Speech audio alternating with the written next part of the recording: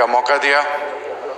میں اپنے کولیگ کی ایک بات سے جو خاص کر حرمت انبیاء کرام، حرمت آل محمد صلی اللہ علیہ وآلہ وسلم، حرمت اصحابہ کرام، اس کے حوالے سے اس ایوان میں تمام بیٹھنے والے جو اللہ اور اللہ کے محبوب کے ہم ماننے والے ہیں اور اس ملک کا آئین جو قرآن اور سنت کے تابع ہے، یہ ہمارا ایمانی اور اخلاقی فرض ہے کہ ہر وہ شخص یا ہر وہ سوچ جو ان کی نفی کا سوچے ان کو عبرت کا نشان بنایا جائے تاکہ آئندہ کوئی جرأت نہ کر سکے.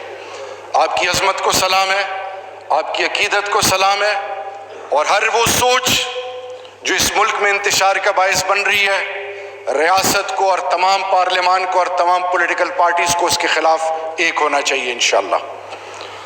ڈپٹی اسپیکر صاحب، اس وقت پوری دنیا میں گریٹ اکنامک ڈپریشن 1929 کے بعد دنیا ایسی آزمائش میں جکڑی ہوئی ہے کہ جس سے دنیا کی بڑی بڑی وہ ریاستیں، پراسپرس ورلڈ، ان کا ہیلتھ کیئر سسٹم، ان کی اکانومیز، وال اسٹریٹ، تمام کرمبل کر گئے ہیں.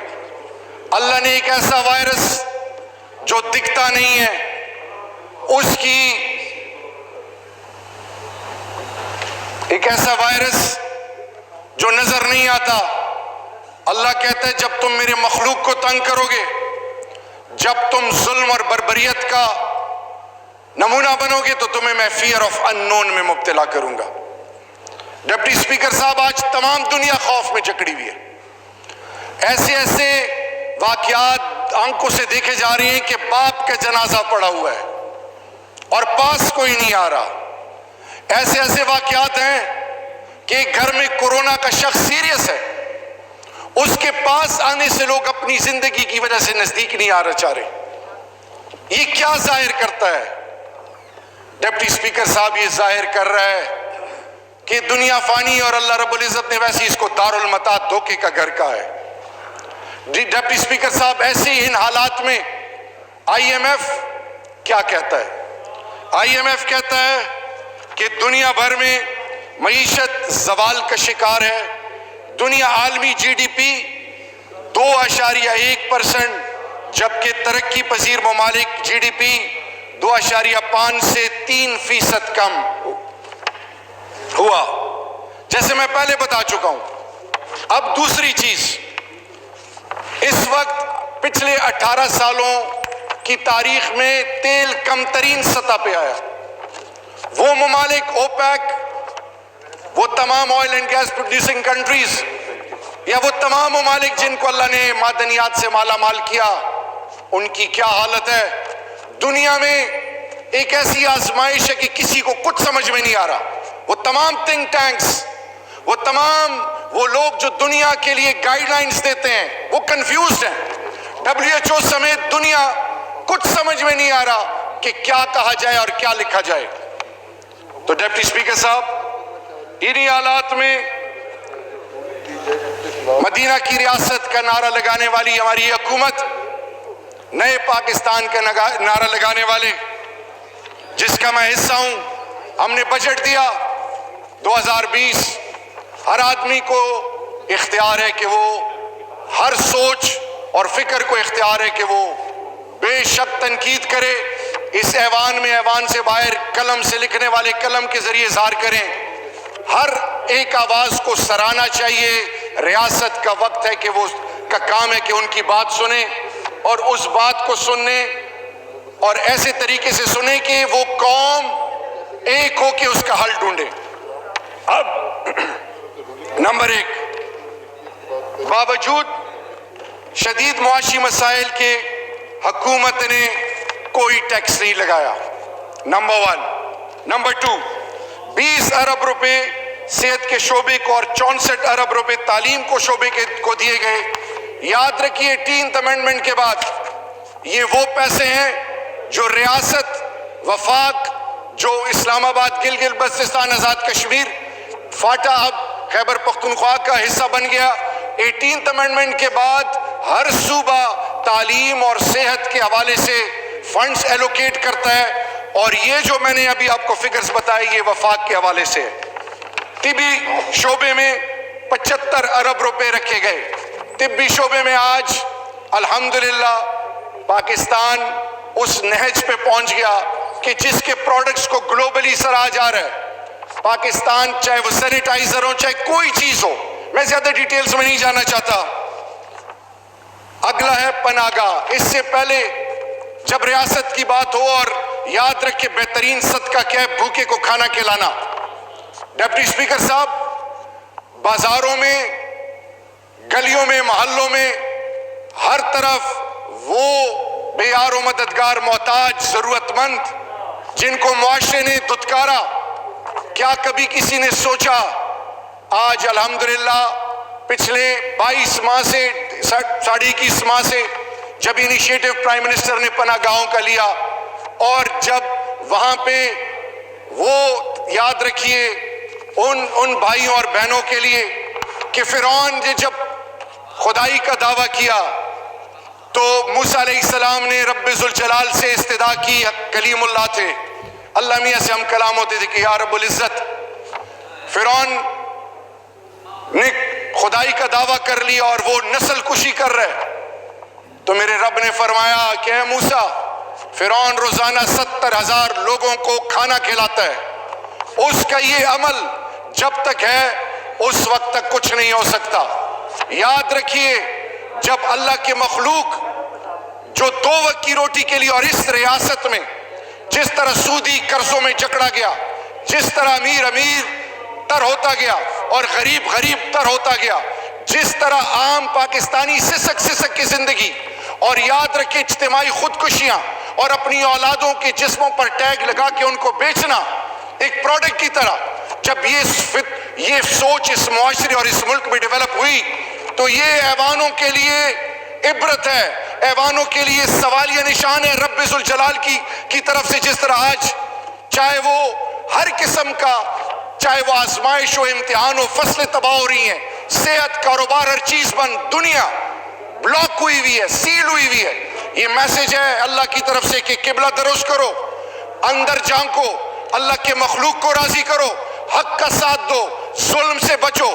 تو ڈپٹی اسپیکر صاحب 150 ارب روپے اس کے لیے رکھے، دیہڑی دار ملازمین کے لیے 200 ارب روپے، یوٹیلیٹی سٹورز کے لیے 50 ارب، وہ لوگ، وہ مڈل کلاس اور لوور مڈل کلاس جو یوٹیلیٹی سٹور سے سامان خریدتے ہیں، گیس اور بجلی کے مؤخر بلوں کے لیے 100 ارب روپے، تاجروں کی مدد کے لیے 50 ارب، چھوٹے کاروباری کی مدد کے لیے 30 ارب، زرعی امدادی پیکج جن کو یاد رکھے ایگریکلچر بیسڈ اکانومی ہے اس کے لیے 50 ارب روپے، احساس پروگرام نام ایک ایسا 187 ارب روپے سے بڑھا کر 208 ارب روپے۔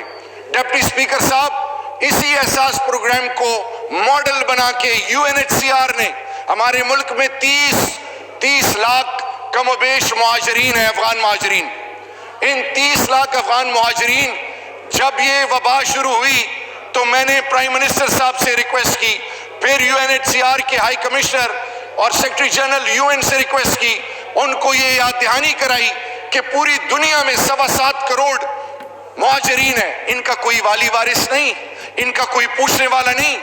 تو جناب UNHCR نے احساس پروگرام کے ماڈل کو سامنے رکھ کے 12,000 روپے فی کس 2 فیزز میں 1 لاکھ کوئی 15-20 ہزار لوگوں کے لیے یہ انیشیٹو سٹارٹ کیا۔ میں یہاں پہ ایک اور چیز اپریشیٹ کرنا چاہوں گا، چین کی اور جاپان کی، انہوں نے ان کی مدد کی، معاشی مدد۔ تو ڈپٹی اسپیکر صاحب، ایک تو یہ ایک آپ کے سامنے گلوبلی دنیا میں IMF، تیل کی قیمتیں، گلوبل اکانومی، امریکہ میں 3 کروڑ لوگ بے روزگار ہوئے، پوری دنیا کی اکانومی جکڑی ہوئی ہے۔ تو اور دوسری طرف ڈپٹی اسپیکر صاحب، پرائم منسٹر صاحب کا اللہ اور اللہ کے محبوب کے ساتھ جو تعلق ہے اور حق کا جو وہ انہوں نے علم اٹھایا ہوا ہے، آج وہ عام آدمی کا سوچتے ہیں۔ یہی وجہ ہے کہ جب عید کا دن آیا تو میں لائن آف کنٹرول گیا، لائن آف کنٹرول میں افواج پاکستان کے ساتھ آئی بال ٹو آئی بال، ہندوستان کے فوجی کی آنکھوں میں آنکھیں ڈالنے والا، وہ میرا جوان، وہ میری عزت. اگر آج افواج پاکستان کی طرح اگر یہی طاقت اللہ نے شام، عراق، لیبیا، فلسطین کو دی ہوتی تو مسلمان کی عظمت اور عزت کو کوئی اچھالتا نہ. تو ڈپٹی اسپیکر صاحب، وہاں پہ عام کشمیریوں سے ملاقات ہوئی، ان کی آنکھوں میں خوف کے بجائے ہمت اور حوصلہ دیکھا. ڈپٹی اسپیکر صاحب، ہر گھر میں کوئی معذور ہے، کوئی اپائج ہے، ہر گھر میں شہید ہے، لیکن سلام ہے ان کی عظمت کو، سلام ہے ان ماؤں کو، سلام ہے ان بزرگوں کو اور ان جوانوں کو کہ وہ اسکول جاتے ہیں، روڈ پہ پھرتے ہیں، آنکھوں میں آنکھیں ڈال کے ان کے ہاتھوں میں اسلحہ ہوتا ہے، یہ کھلے عام پھرتے ہیں. یعنی مقصد کیا ہے، میسج یہ کیا ہے کہ آج کشمیر جس کے بارے میں دنیا مختلف رائے اپنائی ہوئی ہے، آج کشمیر کا وہ جو 1948 کے ریزولوشنز، پینڈنگ ریزولوشنز، اس پر پرائم منسٹر صاحب نے دنیا کو یہ باور کرایا، اصل چہرہ ایک ایمبیسڈر بن کے اصل چہرہ پوری دنیا کے سامنے رکھا مودی کا اور فاسسٹ اس کی پالیسیز اور گورنمنٹ کا. ڈپٹی اسپیکر صاحب، کشمیر میں 35A اور 370 جب سے انڈین کانسٹیٹیوشن سے ابالش ہوا اور اس کے علاوہ ڈومیسائل لا ان کا اور citizen amendment act 2019، main objective کیا ہے؟ مین آبجیکٹو کیا ہے ڈپٹی اسپیکر صاحب؟ اگر ہم روس کو اس خطے میں شامل کر لیں، دنیا کی آدھی آبادی اس خطے سے ملکہ علاقوں میں آباد ہے. اب 2 نیوکلیئر پاورز نہیں، 3 نیوکلیئر پاورز ہے. لداخ آپ کے سامنے ہے، کشمیر برننگ پوائنٹ تھا اور ابھی بھی ہے، اس کی وجہ سے خدا نخواستہ پوری دنیا کا امن خطرہ ہے. لیکن یہ جو ابھی ریسنٹلی چین اور ہندوستان کے بیچ میں ہوا اور ابھی چل رہا ہے، یہ دنیا کو وہ قومیں جو سوئی ہوئی ہیں، UN سے پہلے لیگ آف نیشن کیوں ناکام ہوا؟ ورسیلس ٹریٹی 1919 میں جب جرمنی میں رائن لینڈ اور جرمنی کے کی ایریز لے لی گئے، خاموشی اختیار کی اور اس کا نتیجہ پھر یورپ نے کیسے بھگتا.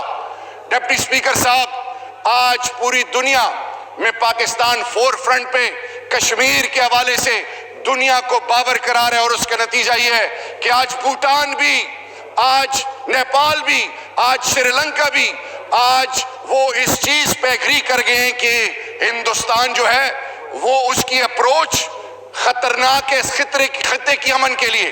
تو ڈپٹی اسپیکر صاحب، کشمیر میں مختلف اپروچز اپنائی گئیں، لیکن میں آج اس ایوان کے سامنے 2-3 دفعہ اقتدار میں رہی پارٹیاں اور ہم Kashmir committee as a team آگے جائیں گے کیونکہ پاکستان کے 2 نیشنل سیکیورٹیز کے مین کی پلرز ہیں، ایک ہے نیوکلیئر اور دوسرا ہے کشمیر، جس پر کوئی سودے بازی نہ کوئی کر سکتا ہے نہ کوئی سوچ سکتا ہے. اس میں تمام پولیٹیکل پارٹیز کے ممبرز ہیں، ہم ایز اے ٹیم جائیں گے. لیکن آج میں عوام کے اور اس پارلیمان کے آگے یہ بات رکھوں گا، کشمیر کمیٹی کی جو اوور آل اپروچ ہے، اول فورن آفس کے ساتھ کوئی انٹریکشن نہیں، اسی طرح DGISPR آرمی کے ساتھ، انٹیلیجنس ایجنسیز کے ساتھ، اور پھر انٹرنیشنل کی سٹیک ہولڈرز، ہیومن رائٹ تنظیمیں، وہ پارلیمنٹیرین جو کہ کشمیری یا پاکستانی نژاد پارلیمنٹیرین، چاہے وہ دنیا کے کسی ملک میں کیوں نہ ہو، ان کے ساتھ ان کی کوئی کی انٹریکشن نہیں. پھر دنیا میں انٹرنیشنل فورمز پہ اس کو اس طرح پلیڈ نہیں کیا گیا. اور تو چھوڑیں پاکستان کے اسکول کے، چاہے وہ جس سوچ اور ڈفرینٹ بیک گراؤنڈز کے اسکول ہیں، ان میں کشمیر کے حوالے سے وہی پرانی سوچ ہے. دنیا بدل چکی ہے. آج دنیا کو یہ باور کرایا جا رہا ہے کہ سسٹینیبل ڈیولپمنٹ گولز 17 نکاتی ایجنڈا پہ آپ دنیا کو کہہ رہے ہو کہ اس پہ عمل کرو، اس سے پہلے ملینیم ڈیولپمنٹ گولز. لیکن دوسری طرف انسان کی تذلیل ہو رہی ہے. انسانوں کو 325-26 دنوں سے کشمیر کے نہتے معصوم 80 لاکھ لوگوں کو آپ نے جکڑا ہوا ہے. ہندوستان میں مسلمان کو تو چھوڑیں، ہر مذہب کے سوائے ان کے جو کہ مودی کے یار ہیں یا مودی کے کی جو ٹیم پلیئرز ہیں، اس کے علاوہ اقلیتیں آزمائش کا شکار ہیں. تو ڈپٹی اسپیکر صاحب، اسی چیز کو سامنے رکھے ہم نے یہ ڈیسائیڈ کیا انشاءاللہ کہ ہم نے ایکیڈیمیا کو انگیج کرنا ہے. یونیورسٹیز کے پاس جانا ہے، ہم نے پاکستان کی یونیورسٹیز میں اپروچ کرنا ہے، یہ پتہ کرنا ہے کتنے پی ایچ ڈیز ہیں، یہ پتہ کرنا ہے کہ وہ پاکستانی نژاد جو پارلیمنٹیرین دنیا کے مختلف پارلیمنٹس میں ہیں ان کو اپنی پارٹی کے مینیفیسٹو کو سامنے رکھ کے ان ایوانوں میں اس پہ ڈیبیٹ کرانی ہے۔ تو ڈپٹی اسپیکر صاحب، یہ پرائم منسٹر صاحب کا ایمان ہے اور ہمارا ایمان ہے انشاءاللہ۔ اللہ قرآن میں کہتا ہے جیسے گمان کرو گے ویسے فیصلے کروں گا۔ انشاءاللہ اس آزمائش سے ہم نکلیں گے۔ میرا ایمان ہے مذاق اڑانے والے مذاق اڑائیں، تنقید کرنے والے تنقید کریں۔ ڈپٹی اسپیکر صاحب، we are the future of this entire globe انشاءاللہ۔ مستقبل ہمارا ہے۔ لداخ میں جس طرح ہوا ہندوستان کو منہ کی کھانی پڑی، ہم کسی کے خلاف کوئی منفی سوچ نہیں رکھتے، لیکن ڈپٹی اسپیکر صاحب جب تک اللہ اور اللہ کے رسول اور اس دھرتی ماں کے ساتھ روحانی کمٹمنٹ نہ ہو، یہ ایمان کا حصہ نہ بنے، اس وقت تک ایمان کامل نہیں ہے۔ ڈپٹی اسپیکر صاحب، مل کے ہمیں ساتھ چلنا ہے۔